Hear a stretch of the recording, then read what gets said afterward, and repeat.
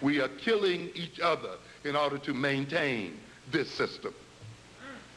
We have let ourselves become possessed by a spirit such that when we become aggressive, we aggress against the self instead of those who are the source of our aggressive orientation. We talk a lot as a people about self-hatred.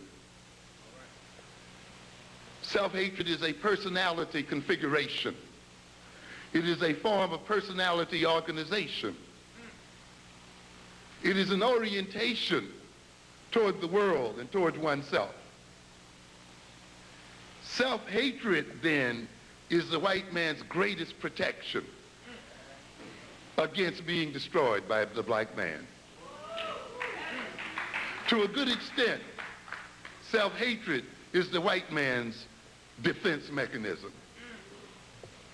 is the white man's form of self-defense. How can we say that?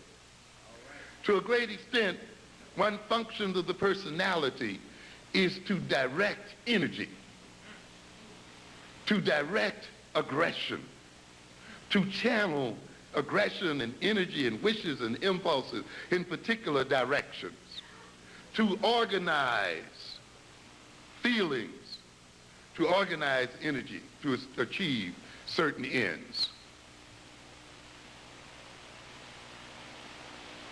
Those things that we hate, often then when we are angry or hostile, we aggress against them, don't we?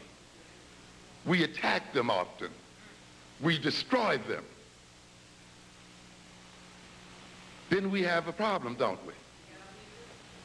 If we attack the things we hate, if we attack the things toward which we hold hostility, when we are overly frustrated and when we are angry,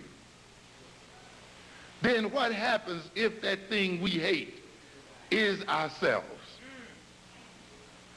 It means then, ladies and gentlemen, that when we become frustrated and angered as a people, when we are overwrought by feelings of hostility, and our self-hating personality seeks to channel that hostility and channel that aggression, it's going to channel the aggression right back on to the self, because that's the thing we hate most. So consequently, black anger then becomes a conduit for black self-destruction, for black self-defeat. The object of our hostile, aggressive feelings becomes ourselves.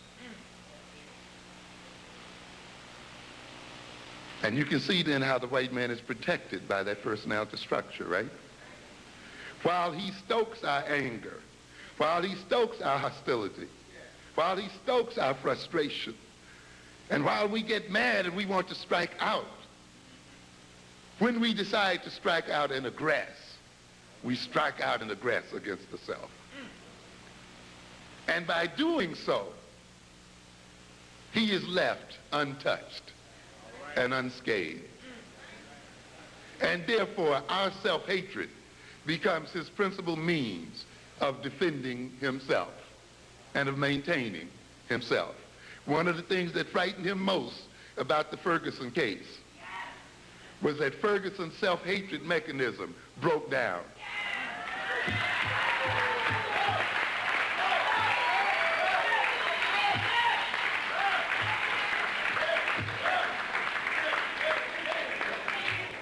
Unlike many deaf, dumb, and blind Negroes, he knew who his enemies were. And so when he got angry and hostile, instead of going out to drink himself to death, instead of going out to smoke crack and destroy himself, instead of going out to killing someone who looked like himself, instead of going out to commit suicide and put himself in a place to be destroyed by somebody else, he went directly to the source of his frustration.